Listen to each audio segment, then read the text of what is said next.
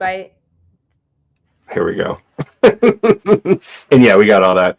Um, so hi everybody. Joe Moore here. We got LP Giobbi. How are you today?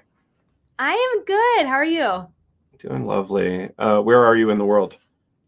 I am home in Austin, which is a rare treat. I had my first weekend home all year last weekend. And I, thought this would maybe be a chill week at home.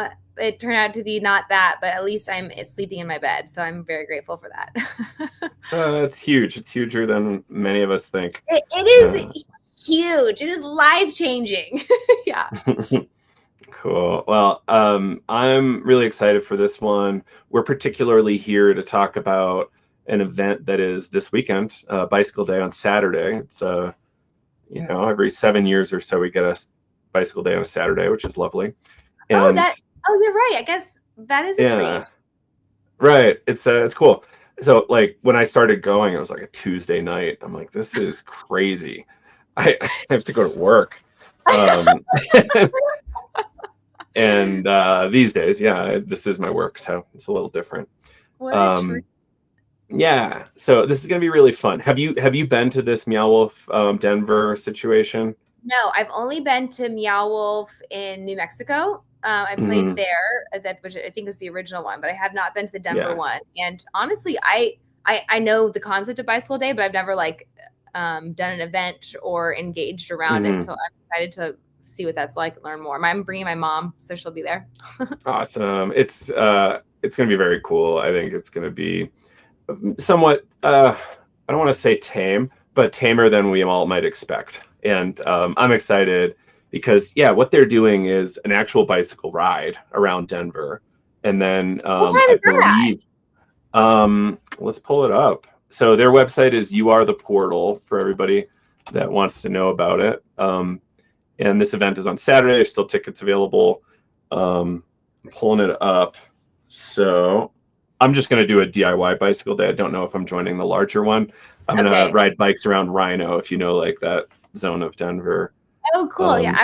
My partner is actually from Denver. So there's actually a Denver, the Nuggets play. They have their first playoff is also on Saturday in Denver. So it's going to be a rowdy day there.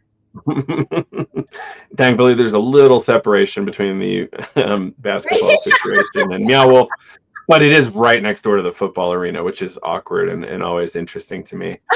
I actually planned out like one of the most psychedelic days a few years ago in Denver, because you could start at the amusement park, water park, go to the aquarium, and then end at Meow Wolf walking. Like you don't even need to get in a car. I find that pretty enjoyable. No, especially for your work. I feel like, yes. Which I found the details. Which maybe you get to tell me more, but how did you get into your work? What does it entail? What are you doing? We're going to talk about you first, and then we'll talk about me. But this ride, everybody can learn about it. It's like at 1:00 p.m., I think. I think you have to register, and it looks like it's from Meow Wolf. Oh, cool. So, from Convergence Station, which is really neat. All right, so I'll give you the whole story too.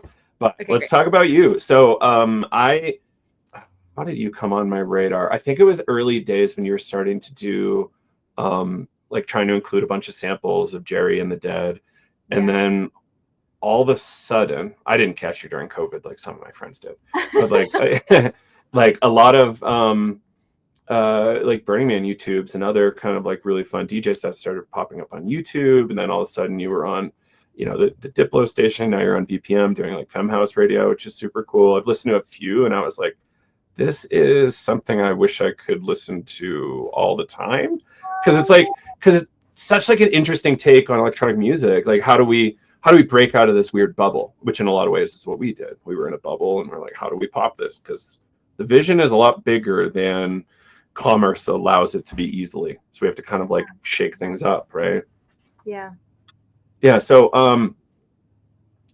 and then here's a bit of trivia, and I'm going to let you fill it in from here about who you are, where you come from. So one of my friends caught that you were doing, was it daily COVID sets with Sophie Tucker? Yeah. So Sophie Tucker, they're my two best friends, and they also really gave me my career. They brought me on tour. They took me on my first tour and were so wildly supportive. Built little stages for me to play on and experiment on, and released my first few tunes on their record label. And just like they championed the life out of me, really. And mostly what they did is like the biggest thing they did is they gave me belief, like they believed in me so much that I in turn started to believe in myself. And like, that's maybe the greatest gift you can give somebody. So I'm so grateful for them. And in the pandemic, when we were supposed to go on tour, we were about to go on tour together. They had another big headline tour. Obviously the pandemic hit. So I got to where they were in Florida as quick as I could. And I was in my bubble, and then we got to merge bubbles, that fun period of time.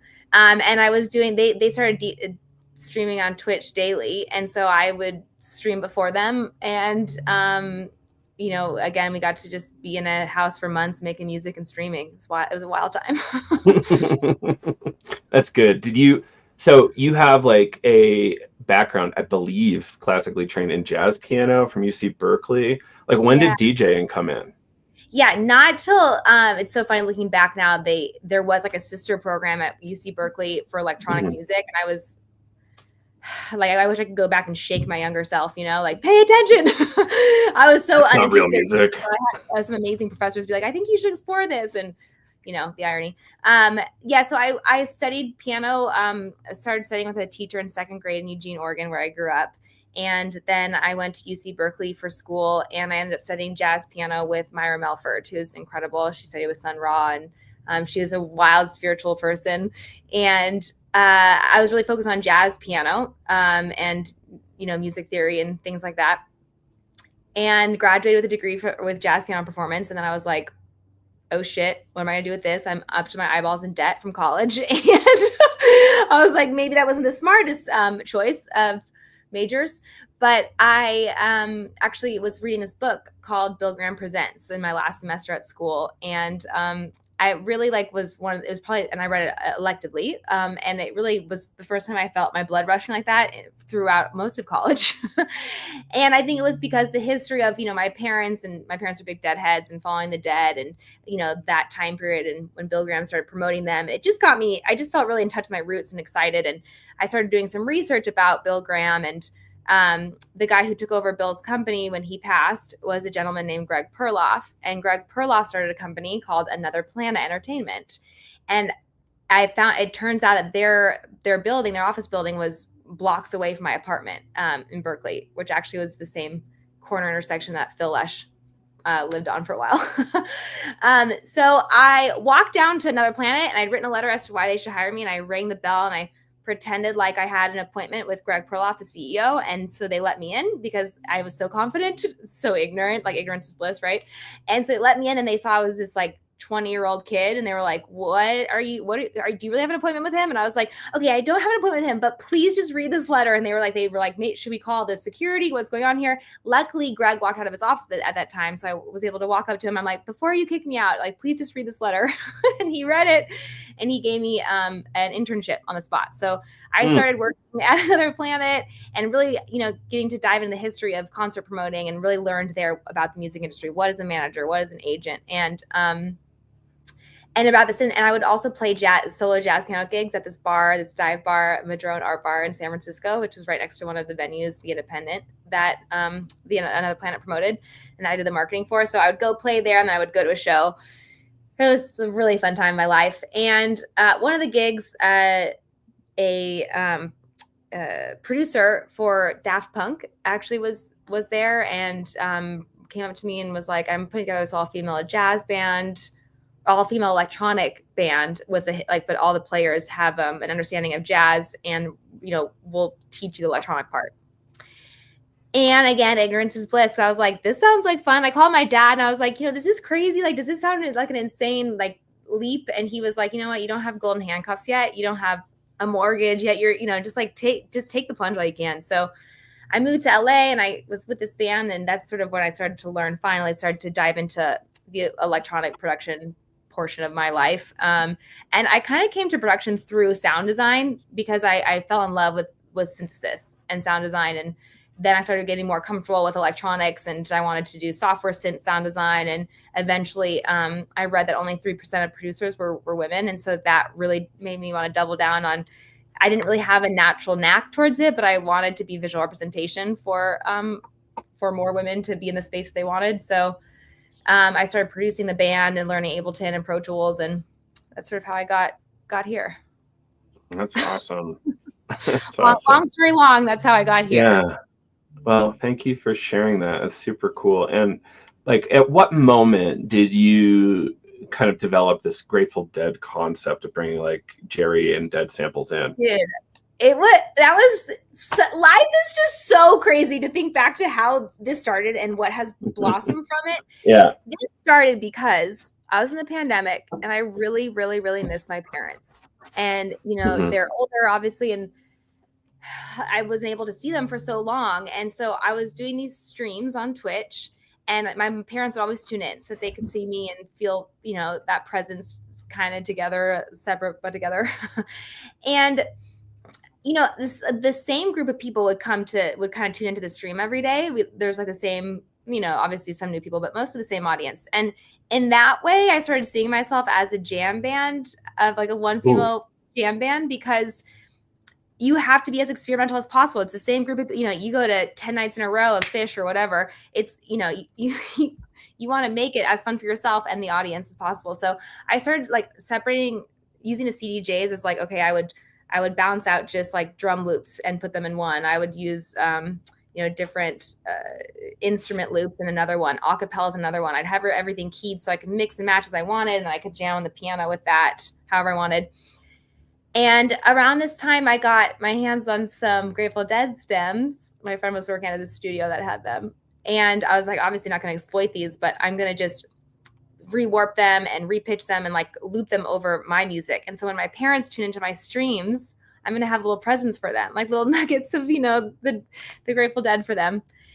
And the craziest thing happened, like I honestly didn't even think a lot of people would notice, like that was a Jerry, because I was, you know, I would be loop it through my, I have a this DJ equipment, piece of equipment that loops, that syncs into the other CDJs, but I can splice things up and reloop them. But is it that Pioneer board kind of like? Yes.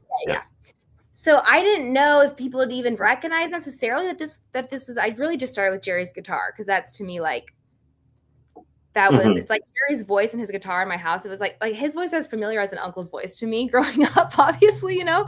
So the children of Deadheads started like I started connecting with them, you know, online through these streams, like, you know, this is maybe my parents' music and I'm a raver. My parents are Deadheads, and like I immediately started feeling so connected to this tribe of people, because I feel like when a person tells me, oh, I was raised by Deadheads, I feel like I know who you are. I know how you were raised. Like, I feel like we were raised in the same tribe, and that feels really special. I just like really like that connection. So I started doing more of it. And I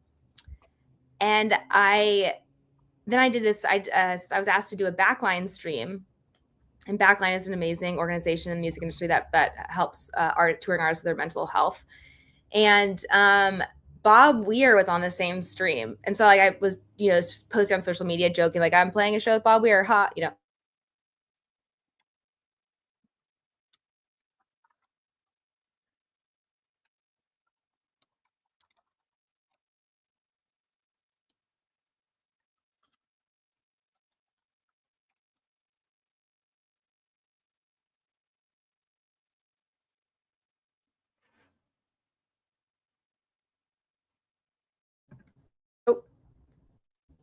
We skipped out for a minute, and I think it was probably on your side, unfortunately. It doesn't matter, on my side. We just had that good we kind of left you when you mentioned that you're playing a show with Bob Weir. Okay. So if you can hear me, hopefully you can hear me. Okay. Yeah. Okay. So they got clued into what I was doing, and around the same time I started working with Ben Baruch, and so I have the LP project, and we started chatting about building out Dead House, you know, this concept of integrating, because the first time I took my dad to a rave, he stepped on the field and he was like, oh, if I was born now, I'd be a raver instead of a hippie. But everything, like, and maybe I'd be taking Molly instead of acid, but everything else feels like pretty much the same, you know, like the through line of never ending music, and each had a different experimental, and the journey and the peace, love, unity, community. And so I always saw like a lot of through line between the two. I've come to find that some deadheads absolutely hate it, which I respect. But you know, so anyways, I started working on this Dead House project as a side project to connect the sort of those two worlds, bring those communities together, and just play with this music for fun. And then Jerry Garcia's estate and his daughter Trixie reached out to me to see if I wanted to remix Jerry's first album for the 60th anniversary of that album release. So then I actually legally got the stems for his music, and I said, I know, woo! I was like, oh my gosh, this is actually gonna be able to be put out. What? So I remember calling my parents, my mom just like dropping to the ground sobbing, you're what? So I got to remix his first album, and they were like, you know, do as many songs as you want. And I was like, can I do the whole album? And it was an overwhelming project, you know, because you don't want to mess that up. But remixing is not about like making the music better, you know, it's just like a reimagine of the song, and obviously in the DJ culture, that's something that we always do with music. Mixes. So it was really fun to, I don't know, it was just like getting to hear Jerry's voice isolated was so crazy like that. And then the Dead invited me to play their festival a few times and do their after parties on a few of their tours. And yeah, it's just been, and I got to introduce my parents to Bob Weir, which was one of the coolest, like wild, like not in a million years did we see this happening, from me just wanting to like say hi to my parents during the pandemic on Twitch, you know? Kind of crazy how life works. Yeah, it was definitely a pinch me moment for them, and I'm just so grateful I was able to facilitate that. Yeah, that's wonderful. Wow. Okay, so let's lay the groundwork for Bicycle Day. Okay. Well, and yes. I'll say before we do that, I have seen Dead House. It's lovely. People are in for a real treat.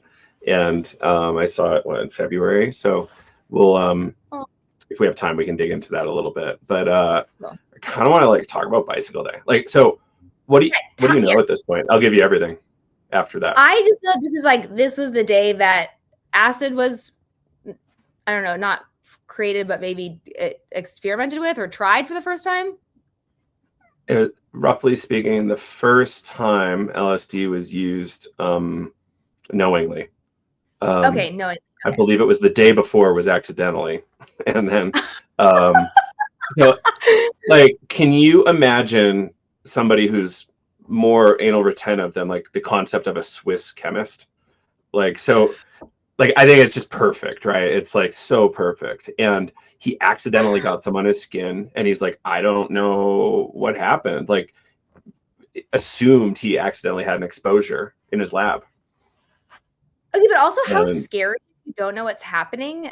Like, was he terrified, but then he knowingly did it again the next day? So, yeah, chugging milk, because that's like the way you would detox like a chemical exposure. Doctor came over, not having a heart attack, everything's fine. So yeah, the next day, like, rides the bike home, had kind of like a trip sitter in a way, like I think it was one of his lab assistants. So this is middle of World War II. So everybody's riding bikes. There's no gas money. And this is in the middle of Switzerland, I think Basel, and consumes, I think it was a 1/4 milligram, so 250 micrograms. So like, one of the problems with acid is we don't know how much we're eating these days. And it could be anywhere from like 30 micrograms to like 200, and we just don't know. So I think the story is he consumed 250 micrograms, which is like 2.5 hits, roughly speaking, by today's standards, and rode his bicycle home. And you can hear the story. He's got, I think there's audio recordings of him telling the story, video probably too. And then in his book, LSD, My Problem Child, he tells the story in pretty good detail as well. So so good. effectively, it's the acid holiday. It's like when mysticism became radically democratized. Like how could a mystical state now only cost $1, or less, whatever acid used to cost or cost today? How, like, did he understand what this, like, so he wasn't scared of it, he knew it wouldn't kill him, and he was no, I'm sure there was sheer terror at times, and there was definitely a lot of fear. I mean, I feel like we've all had friends that maybe have had sheer terror. I don't know, I have. Yeah. And then still, like, in doing it by still experimenting, that's like so powerful. Did this open him up in a way that he didn't foresee in the way Right. psychedelics? He became effectively like a mystical scientist, and the world became very alive for him, and his writing is unbelievable. So he's somebody he's no longer with us. Yeah, right. But he lived to be like I think at 101, 103, something along those lines. So perhaps there's some hope there for me. And then I think, yeah, he really changed. He was where, so this class of drugs. So here's some addition to the history. So ergot is what it comes from. It's like fungus that can grow on rye. And then it was used medicinally for a long time. Apparently it was used to like stop uterine bleeding, like post-birth, and a number, like some migraine treatments are kind of coming out of that today. So this fungus has likely been used for at least a couple thousand years in European populations as a medicine. And then it's getting investigated for better drugs to help with uterine bleeding, ergotamines, they call them. And then all of a sudden, this really wild result comes out. Yeah, and thus Bicycle Day. That is so, and is it? I mean, I'm imagining like Denver is a very strong place where this is celebrated, but this is celebrated all over the world, right? Yeah, San Francisco is really the spot. Go figure. But Denver has a stronger mushroom culture, is what I'm finding.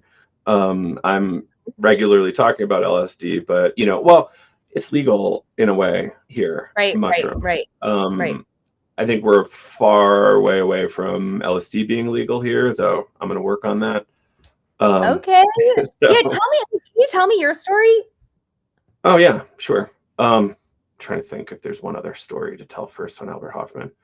Yeah, so they just started mailing LSD all over the world to say, hey, this drug's really interesting. We just don't know what to sell it for.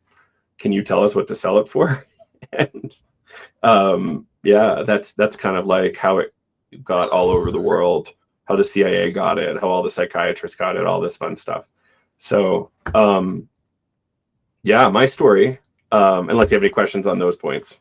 No, that was, I'm processing that.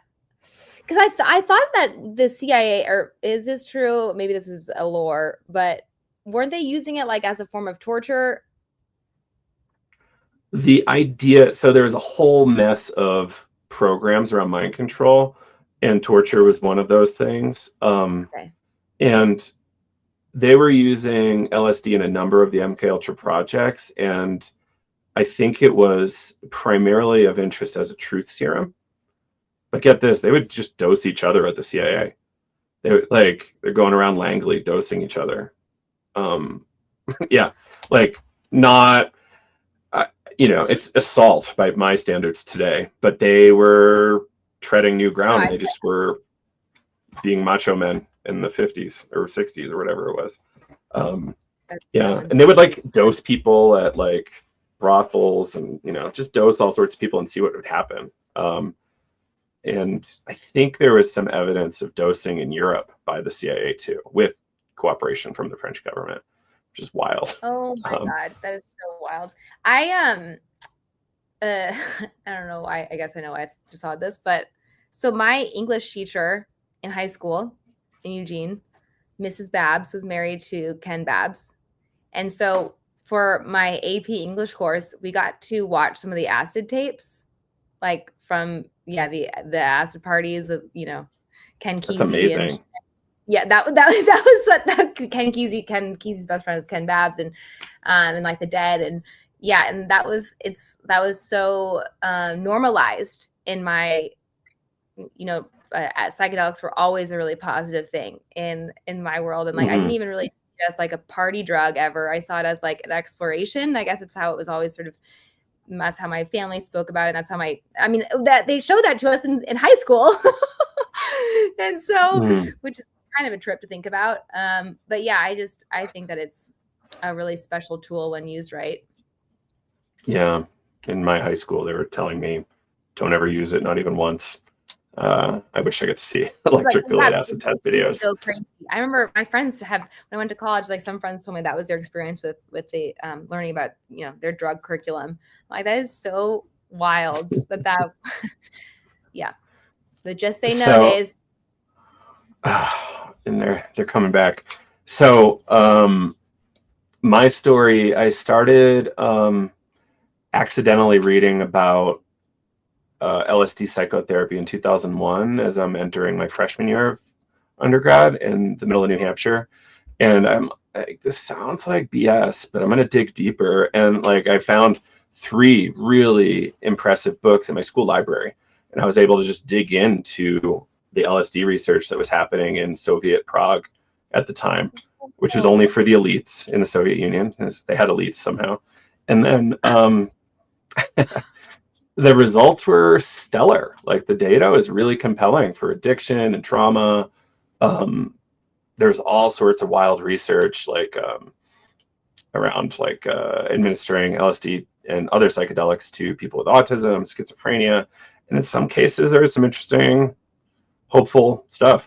By today's standards, a lot of that research is barbaric. A lot of that research, like they needed to really change things around so that we could trust the data better and understand what to do with it. So like things are improving there by a lot.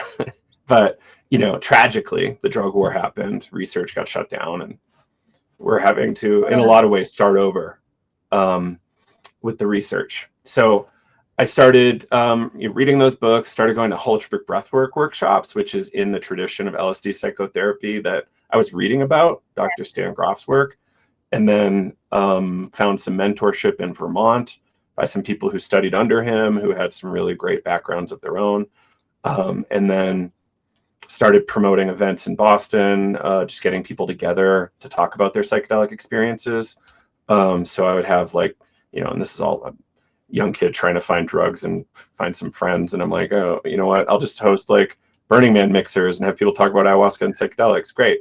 And then I ended up hosting a Terrence McKenna birthday party at a burner art loft, which was really fun. And then I was collaborating with one organization called Reality Sandwich and Evolver, which is like it was very different way back. It was kind of like, how do we get cities activated and get people talking about this stuff? And in a lot of ways set the stage for what was happening with the decriminalized movement. Then was running breathwork workshops. Ayahuasca was my first big one. I was growing mushrooms probably since 2007. I've had to stop because I have a little bit of a profile now. And I decided plenty of other people can grow, and they're going to be better at it than me. And psychedelics today started because we wanted to see more diversity in the space. We were seeing a lot of the same people at conferences. People were talking about stuff that was interesting, but like not all that interesting to us. We were kind of interested in these past life regression stories or spirit entity contact, or like, oh, I healed my family's karma, or whatever that people were talking about. We're like, what is that? We're not asking enough questions about what those experiences are. So I'm curious. And that's in a large part like why we started. Cool. Yeah. And today we're just teaching doctors, therapists, coaches, etc., how to work with this stuff. And 2 podcasts. That is actually something I'm really interested in is working. I did an ayahuasca ceremony retreat in like 2 years ago, maybe, which was definitely the most intense trip experience I've ever had. Whoa. Really, honestly, I feel like I'm still trying to integrate that one. I'm not that was so intense for me that there's still lessons that I'm like almost daily learning from or dealing with from that. moving through. But I'm really interested in what your take is on working with psychedelics, like with a therapist, whether that be mushrooms or acid or Molly, or, what do you like, what is your view on that? It's great. It's great. But it's like, not everybody has the same conceptualization or relationship to contemporary medicine, right? So like, is it the best to do it with like a clinician? Is it the best to do it with an underground guide, indigenous person that's, got their teachers have been at it since the 40s or something, right? Like where do you find the people that you feel most comfortable with? And then what molecules or plants want to go in there to support your journey, right? So, I've been thinking more and more about this lately. Like, how do you like therapy? Like, some people, yes. I find talk therapy to not be that helpful anymore for me. Do they annoy you? Like, do you like how they show up, or are you into it? I like how they show up. I just feel like I'm up here so much, and it's like my problem is really dropping into my, like, I feel like I'm pretty self-aware, but my habits are not changing, and I find it difficult to drop into my body. So I guess it's like, how do you know which psychedelic is right for you in that space? Just by trying them out and feeling it out? Reading about it, seeing what's calling to you. But what I'm hearing you say is somatic therapist, somebody with a body psychotherapy approach might be most appropriate for you. It's like, how do you become embodied? Because if you're only living like with half of your apparatus, there's a lot of stuff we can pull from our body. I was talking to a friend the other day who she jumped on my tour bus for a few days at the end of the year. And she was like, I feel like I really had to disconnect. And she's very in tune with herself and her body, and has done a lot of work in the psychedelic world. And she's like, I felt like I really had to dissociate a little bit from my body in order to get through those few days on the bus. Like, your schedule was so intense. The sleep was very little. Like, and I was like, yeah. And I just, it's been years now that I've been touring 300 days a year. And I'm because I'm a DJ and I just have like a tour manager, unless I'm doing a big bus tour. I'm oftentimes like, next week I'll be in just like 5 different countries in 5 days, and yeah, so I've like definitely dissociated and disconnected from my body in order to get through that. And I am starting to realize like there's this is where I'm like, this is where the psychedelic world really interests me. Yeah, so with that kind of thing, it's how do we initiate that kind of connection? It could be with psychedelics, it could be with other practices. And then what are the daily practices that support that more embodiment? There's plenty of stuff. Somatic psychotherapy is really well built out. And then there's, non-clinical versions as well. In terms of like what drug, there's not really clean data on it yet. Like my perspective is that, a lot of us have already done a lot of MDMA, so we kind of like worked through that relatively well. But it might be worth like checking in with it in like a psychotherapy container, and then moving towards things like mushrooms. And then because like LSD would be amazing, but it's so long. Like, dude, how do you? The very first time I took it, my friend dropped it onto a literal, sugar cube, which is like so great. Exactly what you imagine. we're in college, let's put this on a sugar cube. And I was at the Oregon Country Fair, and it lasted for 18 hours. And I was like, at the end of it, I was like, where is the ripcord? I don't think that. Yeah, in our programs, we tell people, don't do this, but if you need to, like a milligram or half milligram of Xanax can hopefully put you to bed at hour 18. Because a lot of people will just have to stay up. Yeah, it's, I try to eat as little of that stuff as possible, but like sometimes it's just the tool for the job. I used to eat a gigantic edible and smoke a joint, and they would usually put me to bed, but it's not for everybody to do it that way. But yeah, like progressing through the things. Our line, LP, is like, you can't clean a whole house with a vacuum. You could, but it would be a pretty bad job. right? Like it's going to require a few different tools, a few different angles, a few I different love that. types of like working through your circuitry to land on something. And there's no end goal. This is just like, how do I keep playing? Like framing it in terms of like a game that doesn't end. Like it's an infinite game. You could do whatever you How want here. cool is that? Mm-hmm. So you like, I mean, Yeah. is that, I feel like that's so overwhelming that it could almost burn me out in this space. Like, how do you stay inspired by, once you like go to the conferences and you're seeing the same people, and how do you stay inspired about learning and growing in this space? Well, I did like a 20-year career in software, and I had to make a decision at one point where I'm like, can I commit the rest of my life to this? And when I started saying like, okay, there's chemistry, there's anthropology, there's new religions, there's weird ethical conversations, there's tons of ancient religious things that speak to this or hints at this. Cool. I can commit the rest of my life to this. And then when I get bored, I'm like, okay, what if I put this person right next to this person? What happens? And like, what if I really go hard on these couple arguments, because I'm pretty opinionated here, and people know it. I I kind of branded myself with this line, and it's kind of good, but kind of problematic. And I'm like, I'm not done with the drug war till I'm buying LSD at Walmart without a prescription.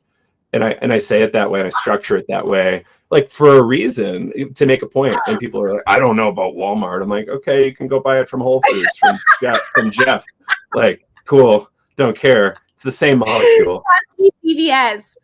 Yeah. Okay, it's gonna be a quarter, 10 cents. So that is amazing. And so, do you think it is safe for everybody to like, tell me why you think that? Nothing's safe.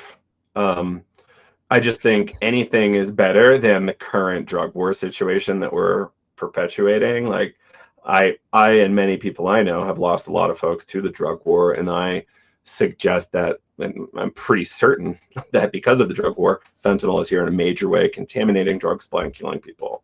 And it's inappropriate and unfair to blame traffickers who are just exploiting the economic situation that the oligarchs have created for us. And this is, we're $1 trillion into the war on drugs since the 70s. It really started decades before. And $1 trillion is a lot of money, but we spend that much money often, apparently. But imagine if we spent that money helping people, housing folks, feeding folks, mental health care. We'd probably have a lot less homelessness in America. Dude, I'll never forget when I came home from school in 8th grade, and I was like, telling my parents, they're like, what did you learn from school today? And I was like, well, we had somebody come and tell us about, just say no. And this is the drug curriculum that we learned. And my dad was like, hold up. He was like, okay, you need to tell me everything you learned. I'm going to tell you why this is not the right way. He's like, he sat me and my brother down, and I'll never forget. And he was like, drugs aren't bad because they're bad. Drugs can be scary because they're great. And you should know this right now. Like they feel good. They, in some certain situations, can help you. And knowing when and how to use them instead of the just say no bullshit that they're lying to you about is how we're gonna teach you how to interact with drugs. And I just like, and I remember them saying like, don't go back and tell your teachers we're saying this, but like, you need to know that this is not the way we should approach this. Yeah. And I'm right. so grateful for that. Abstinence ed is not a real thing. And like, no, what the yeah, it's like the data. So we don't really want to follow the data is a big problem. We want to follow like kind of performative morality. When like, what are we here for? Why are we doing this? People aren't asking these like fundamental kind of like self-discovery questions, right? And like, how do we keep exploring those things and making sure we're on the right track? Sometimes science is on the wrong track too, right? Like, how do we ask important questions to get science on the right track again? Totally. Well, I can't. Right. And music, right? Yep. How much more AI pop do we need? It totally. And also just even the industry of music and why we even make music. And I mean, I'm probably similar to your scene. Like, dance music was started by Black queer creators, and it's so crazy to see the where it's going, and who's sort of taking that over, and how the industry is building around that. It's overwhelming. Right. And like, yeah, if we look at the history of music, it's like, oh, this new edgy thing now captured and commodified.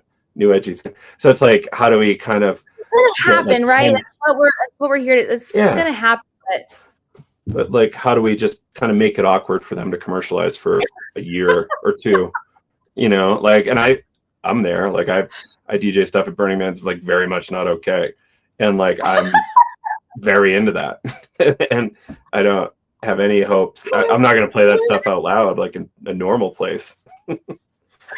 I love your because people who do a lot, go to Burning Man, do a lot of drugs and like are open-minded, like, there's a certain, sometimes I get really turned off by that scene in some ways. And I really have to say, I just love your approach to talking. It's just like, honest and like, it. And I just, I think it's refreshing. Somebody was making me and some competitors some shit yesterday on one of the social platforms, and like, my kind of like stinger at the end was, I'm not telling you I'm going to make you cooler when you move to Tulum. I'm like, you're, just being like multi-layered shitty about it. And like, I'm not wearing one of those hats. Like, cool if you wear one of those hats, but that's like the Tuluminati. And it's not for me. But if you like that shit and you want to, like, I have ancient wisdom, like, cool. It's just not what I do here. Like, what I'm doing, I have like clear objectives, and sounds like you do too, which is like raising female voices, and which I love, or femme voices, we'll say. And like, actually, can you talk about like how Femhouse Radio came around, like what that project is? Yeah. So Femhouse started when I started, and I remember my team at the time was like, you're too small to start like a platform. Like, wait till you're bigger and then start it. And I knew that was not right for me, because I wasn't starting it to grow. I was starting it because I wanted to live in the world I wanted to be in, and I wanted to be surrounded by the creators I wanted to surround. And I knew that is what would keep me going, opening Ableton every day and hitting my head against a brick wall. Sometimes how it felt. So like great place where I could learn with other people is what I wanted to do. And so it's actually at its core, it's an educational platform that we offer free workshops and online courses to teach women and gender expansive individuals how to produce music. And we teach in Ableton, and we partner with a lot of synth companies and teach sound design and break things down by different topics, and just to get that information out. And then we also partner with promoters and do stage takeovers to book. I think like we see sort of the problem as this only 3% of producers are women, as two-pronged approach. One is education and doing it in a safe space. The first time I took an Ableton course, it was me and like 200 guys in San Francisco. And for me, I remember being like, yeah, but I understand that's not how everybody learns or feels comfortable learning. So it was, we wanted to offer a different space to learn, and then also through visual representation. So seeing yourself represented on a stage is subconsciously or consciously life-changing. And having more female producers, I don't think that changes the world, but having more people think they can do anything, that does change the world. So we are just, doing that through production, through the thing that I got inspired to do, just because I heard that there was another female producer. Like, I was in the studio all the time with male producers, and it didn't even occur to me that I could be my own producer, because I never saw myself in that role. And I was raised by these hippie parents who were like, you can be anything and you can do anything. So that was like a really pivotal moment for me in learning the power of visual representation. And so Femhouse Radio is where Sirius reached out to me to see if I wanted to start a radio show. And I was like, I'd love to center it around the work we're doing in Femhouse, where I can interview other female producers or gender expansive producers and talk to them about their journey, and just, give more visual representation to what they're doing. So, or audio representation to what they're doing. So, and that's been so cool for me, because I get to meet these creators all over the world and chat with them about their journey. And I mean, I guess similar to probably why you like doing this. It's just so, it's so cool and interesting to me. And I think that when I'm sort of burnt out a little bit in my career. I'm in the burnout phase, and I'm learning the only thing I want to do right now is just like connect with people and feel connected, and, play music and feel connected that way and chat with people. And it's just hard for me to do anything else. And I'm just sort of like sinking into that right now. Well, it's good. It's healing, right? The connection is real. Yeah. Connection is, I think, at the end of the day, what I'm looking for. The one episode I specifically remember that you did was with a producer who is bringing in a lot of kind of Japanese specific samples, and it was just so cool. Oh my God, I remember being so inspired by her work because she wanted to converge her world, you know, her upbringing and like the music that she heard classically with her family with dance music. And I was like, I get this. Yes. Yeah. She was really cool. Yeah, that was so dope. And yeah, for whatever reason, I didn't know you switched over to BPM. So I'm happy to start tuning in again over there. Awesome. So that'd be great.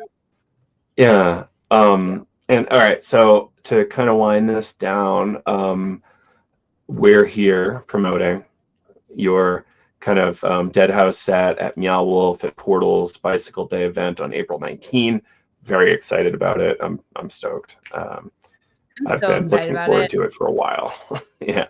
Denver is like, also Denver's one of my, I mean, it's like one of my top 2 favorite cities to play in the U.S. So I'm very, very excited. Really? Great. Yeah. Denver and Chicago. That and Black Rock City. Oh, Chicago.